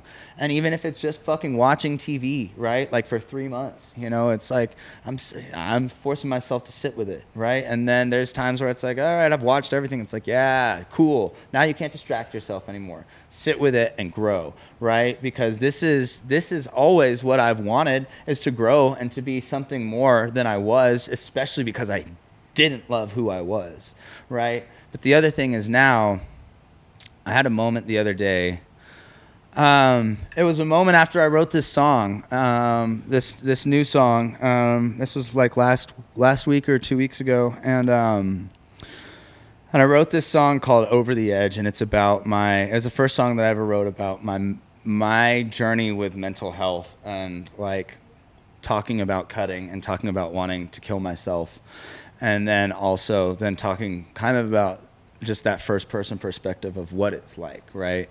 And it was a really cathartic moment in the sense of when I was writing it, because I just like started playing around with these chords and I was like, okay, that feels nice. And then I just said something and I just started mumbling, singing, and I was like, what is it? I'm like, okay, I say it, and I was like, it doesn't matter too much myself. And I was like, let's look at that. Like, what does that mean?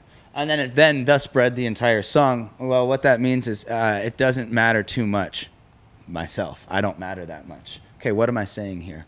Where am I coming from in that place? Like who needs to be heard right now? Because that's something that when I said that, I was like, okay, this is about to be something, right? And so and it's one of those things where it's like I just kind of go like, it just flows out, right? It's not like it's one of those things where every now and then I'll have some songs that pop out where I'm just like, I look back at what has been written and the melodies and the way of everything, the chords of everything and how it's all worked together to become a song. And I'm just like, I mean, I didn't do that, right? Yeah. You know what I mean? Like that was, and because I also come out of it and it's been 3 hours, but it's felt like 15 minutes. And I thought like I was right there. I thought it's still 2 p.m. and it's like fucking 5:45 and there's a new song on my hands, right? And I'm like, whoa, like that's wild. And so that's what happened with this one. And so it's, you know, there was a time where I was just drinking and being like, I need help. And so I started therapy probably back again. I started therapy, I want to say like 2 years ago. It was shortly after Clarissa and I started dating, because she was like, you need help. You're telling me you need help and you need to go to a therapist. Please go talk to somebody. You have to talk to somebody because you also are not talking to me. And that is an incredible woman right there. Yeah, man. To be able to sit there and recognize and say, you aren't talking to me, but I see that there's something wrong. Go get help. And I will not rest until you do get help.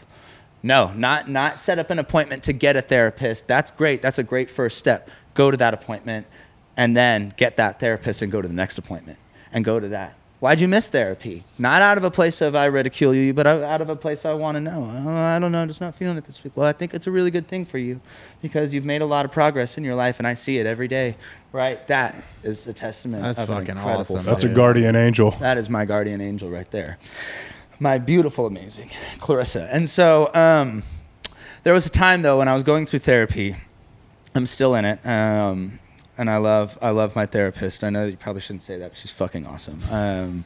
She's a wonderful human being who understands like my disposition, and then like has been able to guide me through so much, and but really like have it be me leading myself the whole time. You know, the way that she knows how to work with a person like me, it's just been like fucking awesome. Like, it's so cool because it's like I truly do, like, we'll recap on each week and she's like, do you realize that you've done this and this today, this week, and all these tools? Do you realize how much you've grown this week? Right? And that's like, what? That's so cool, man. That's awesome. Like, that's amazing. Right? And this whole time I'm like, look, thank you for doing that. She's like, you've been doing it the whole time. You did it the whole time, right? You just needed somebody to kind of help guide you along the way, right?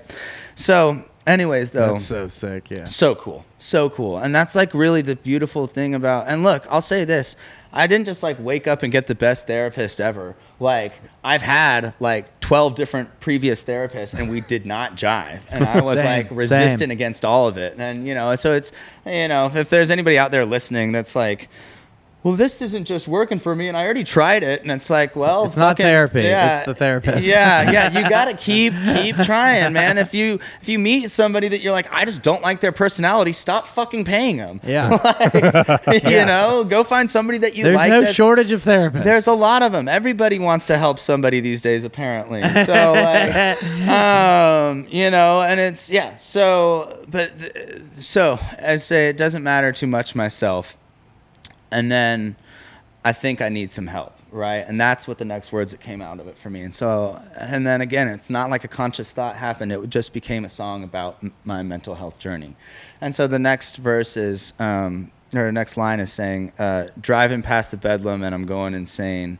I think I might need a little stay. And so there was a time when I would leave work and I was drinking so much, and I just was like, this was not too long ago. Like, I was trying to kill myself from overdose or by way of alcohol or drugs or combination. Probably like a year and 2 months ago, so 14 months ago, is I was in a place where I was like, I want to kill myself and I'm trying to hurt myself and I don't want to live anymore.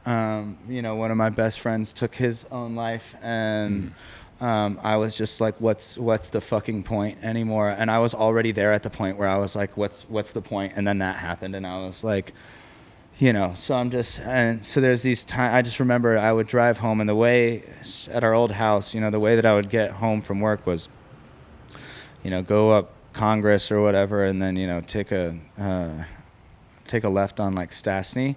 And when you're driving down east to west to east on Stastny is the Austin Oaks Hospital, the mental hospital. And I'd be driving, and I'd just be like, it took everything within me not to pull over and pull in and just be like, I need fucking help. Like, I need like a day. Yeah, like I just need a day. Yeah. I just need a fucking day. But I also know that this won't. That if you go in there for a day, like, in order for the insurance to work, like, you have to be a detriment to yourself or others. There's specific things in line, because it's like there's a lot of people that need these beds, and these beds are high demand. And so unless you're meeting these criteria, insurance will not cover you staying. Thus the hospital is like, I mean, if you want to pay $40,000 a day or whatever, I don't know how much it fucking is, like, you know, 10 grand a day to be here, right? So at the end of it, like about $100,000 stay out of pocket, you can, but people that are going through these things don't have usually access to that. So I'm like, okay, so that means I'm going to be in here for a week, and like, I'm like, I can't even tell Clarissa, like, I'm just going to go and do it. I'm just going to do it,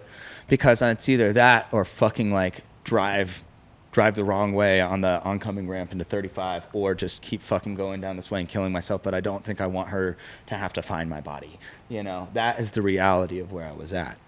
And so that is where that line came from. And then the next line. And then, you know, the thing also is like, this addiction stuff and this mental health stuff, man, like, if left unattended, it will come right back. Right. And so, like, what happened was not just the drugs, but then what happened as well is I started cutting myself again, but this time on my legs, so that way nobody can see it. Right. Because I also have a job to do, and like, I can't be on stage and having this shit fucking bleeding, like, be gross ass open wounds. Like, nah, man, like, that's how I get, you know, canceled. Right. You know, unfortunately that shouldn't be the case, but that's how people are like, he's not one we want to work with. Yeah. Right. And so it got back to there, you know, got back to that place. And so, you know, and luckily, you know, it didn't really last that long, because also when you're intimate, when you have an intimate partner, they're gonna see it. So, Yeah. you know, cat's out of the bag fuck? relatively fucking quickly. Yeah. And so then the next line, and when things kind of start to pick up, is, so I wonder why the hell I keep holding my breath. What you waiting for? What you scared of, kid? Like, why you, like, what you being a pussyfooting around the topic for? Like, why, if you're gonna kill yourself, fucking do it, right?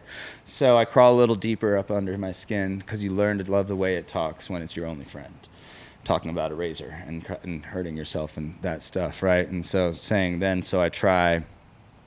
And then I'm over the edge, right? And then that final verse is, you know, something that, like, it was funny, because I was like kind of working on that first two lines, right? Like making, like, I felt like I still had a part in it, you know what I mean? Then it's just fucking... And then this last verse, like, was, because it was not necessarily my part of it is my experience, but part of it was like, think about your friends. Like, where were they? What were they thinking? Because you weren't too far off. You just made it out. You know what I mean? Like, you've had these thoughts. So what is that thought? And so that last verse is, yeah, I lose a little vision when I'm driving it home. Heart starts racing, but I don't think I'm ready to go. Young, dumb, and loaded, I got revved up again. This time I can't turn it back. This time I'm over the edge. And it's about the headspace of, like, I think I'm just young and fucked up. And I just, in a fleeting moment, took my life. Right. You want to play it? Yeah, I would love to.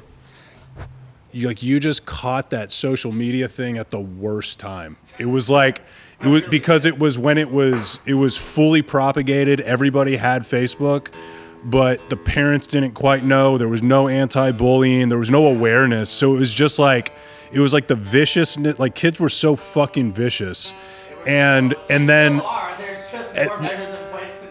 I think, dude, and I honestly think the whole experience of, like, how amped up the viciousness got because of social media, like how amped up it got, brought so much awareness to it. And I think that these newer generations are just so much more aware.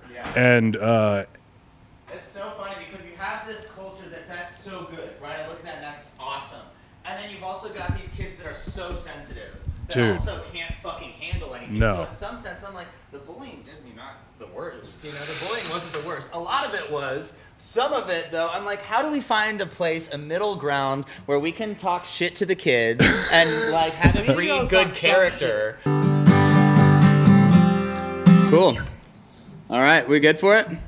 Nice. Yeah, so this is, Over the Edge, which is, you know, about not just my journey with mental health, but, you know, my journey with cutting. And it's something that I never really talked about much in the past. So thanks for, you know, letting me come on and share it, you know. dude, thank you so much.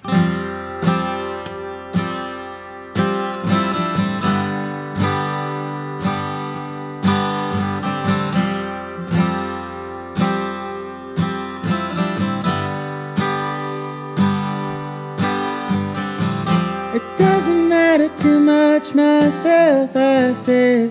I think I need some help. Oh no. Driving past a bedroom and I'm going insane, I think. Might need a little stay. Oh no.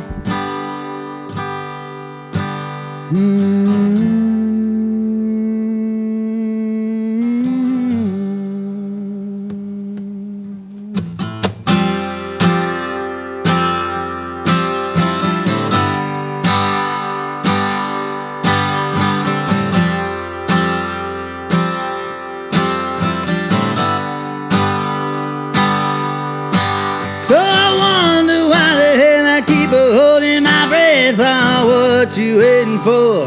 What you scared of, kid? Oh no.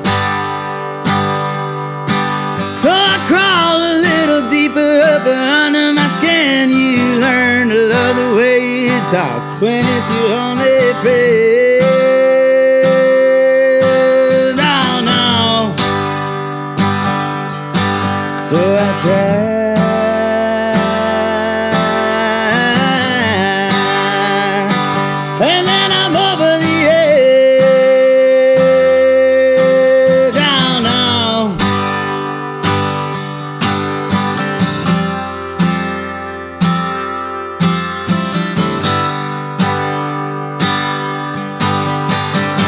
Up all night, ain't slept in days. Thoughts are getting heavy like I'm lost in a haze. Up all night, I ain't slept in days. Thoughts are getting heavy like I lose a little vision when I'm driving it home. My heart starts racing.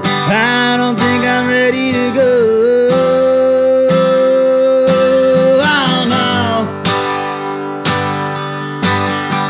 Young, dumb, and loaded, I got revved up again. This time I can't turn it back. This time I'm over the edge.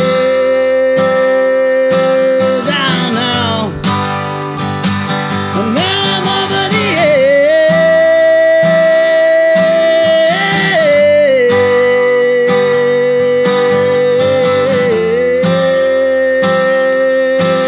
Oh no. Up all night, ain't slept in days. Thoughts are getting heavy like I'm lost in a haze. Up all night, ain't slept in days. Thoughts are getting heavy like I'm lost in a haze.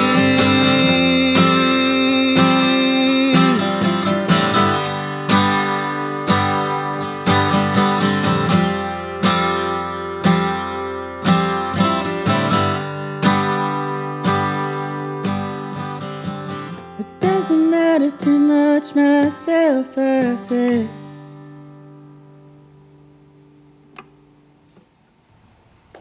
Beautiful. Thank you. Man.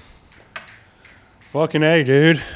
It's a Yeah. hell of a story. Yeah, you know, it is. And It you're just was- getting started.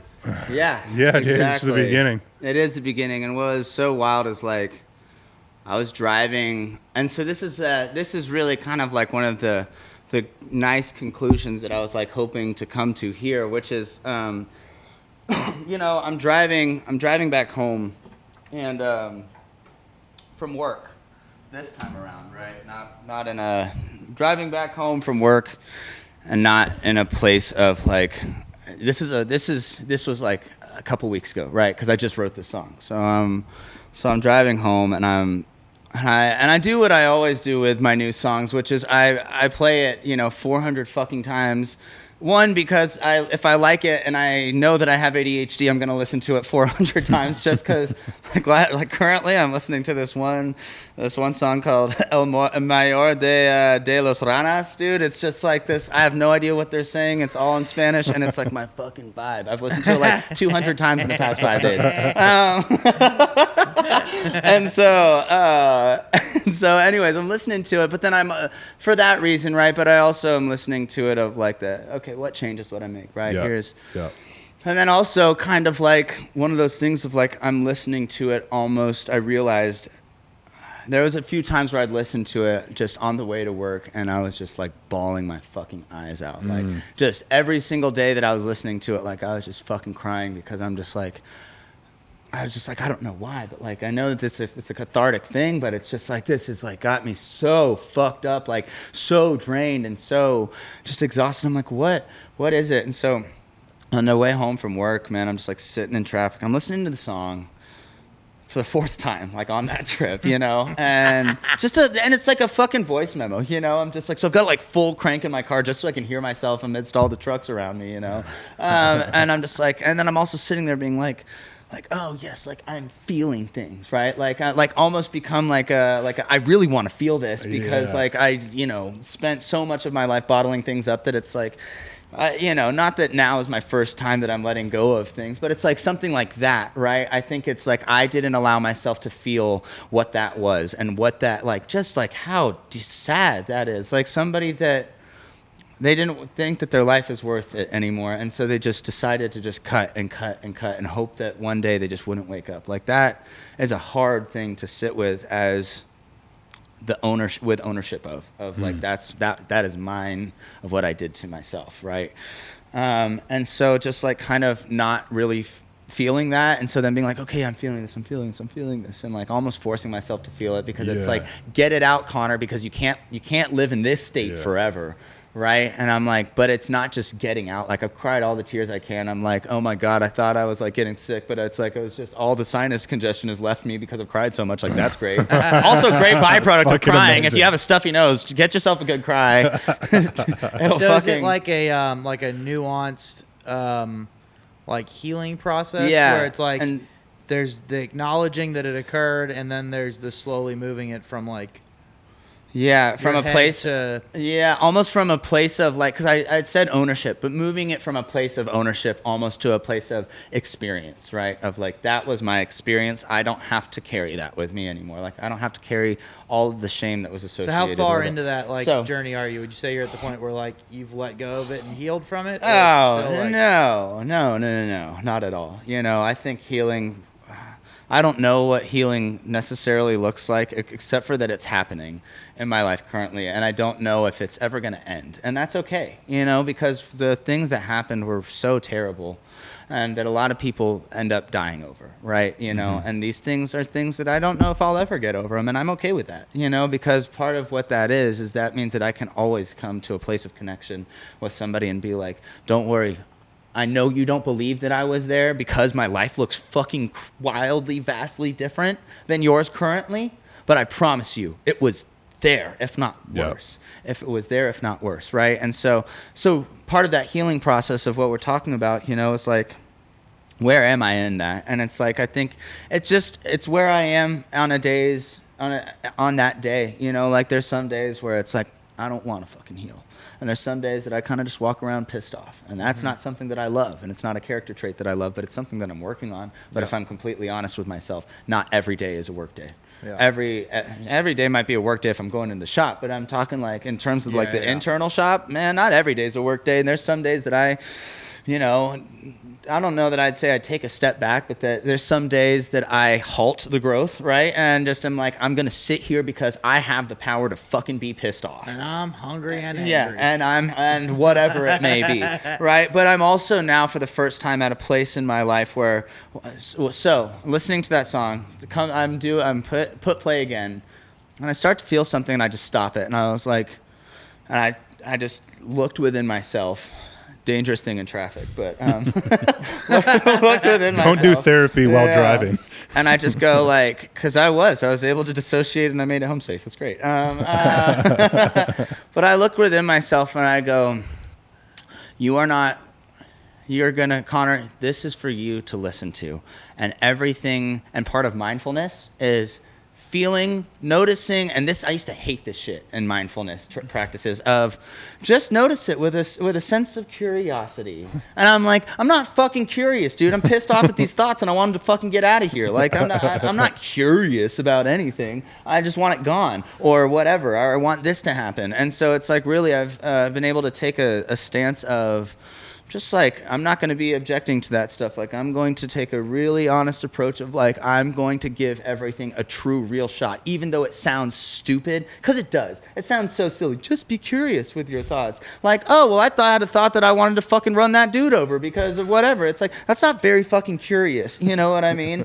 But I started doing, this was actually really one of the first times, I've been practicing it for the past like 6-8 months or so, but one of the first like really aha moments of like, when you feel your feelings from whatever you have written down that has now become this song, and when you hear that back and you listen to the way that the melody is and the way that what the words are saying, everything together, or even just the things on their own, whatever it is in that moment that makes you feel something, feel it and don't latch onto it. Don't say, oh, I feel that. Okay, I'm going to feel that then, right? Because that's the thing that I'll do is like, oh, I feel that. Okay, well, here's something I can feel. Okay, I don't want that moment to pass, so I'm going to feel that, right? You know, but it's like, nah, that's not, I mean, you can do that, but it's also like, for me, it doesn't give me anything much more than I've felt that, right? And it doesn't necessarily feel like that it left either. It kind of was like, oh, I latched onto that, and it almost kind of latched onto me too. And so it's like, I was like, I'm going to just feel things. So then what starts happening is I just start feeling things, and I just start crying, and I start thinking about I just start thinking about the kid who was scared. And so for the first time ever, I always was like, I think it's tacky to talk to yourself, right? Of like, and to be like, oh, You mean like inner child talk to yourself, or just talk to yourself, like period? inner child talk to yourself. I was just, not even that it was, I think I wanted to call it tacky because I was scared of letting that kid know that he's not alone and that he doesn't have to have his walls up. I'm scared of putting those walls down because who's going to build them back up, right? But they're not. They don't Dude, need to fucking, be. as a dad, I want to give your inner child a hug. Fuck. Thank you, It's man. just fucking. I mean, it's amazing that you made it through, dude. It is. And so I looked at myself inside and I had this moment where I was able to just like look beside me in the car seat, in the car when I'm driving. But I'm not in the car, I'm walking. And I just put out my hand and there I am, like right there, like right where you are. Like I could fucking see it, dude. And I just looked at myself and I was like, I am so sorry that was so hard. And I'm so sorry that you had to go through that alone. And I'm so sorry that it wasn't okay, because I'm not going to sit here and do what everybody did and say that it's okay because it wasn't. I'm so sorry that your existence was so bad, that it was so hard, and that you just didn't have any hope, that you thought that you wanted to die, that you thought that the world would be a better place without you in it. I am so sorry that was your experience. And to finally validate myself and say, like, I did experience that, and that fucking sucked, and I shouldn't have been left alone, but I was, and I shouldn't have gotten that far, but it did. But you know what? And I also then said, and this isn't to take away from any of that, but I want you to know that look at where you've come, and look at what has happened. Look at everything that you never thought was going to be here, and look at it all around you. You have family, you have friends, you have a home, you have a career in music and a career outside of music that are both extremely successful. And your worth is not in that. Your worth is in who you are as a human being, and you are kind, and you are loving, and you are someone who deserves to be here and deserves to celebrate life.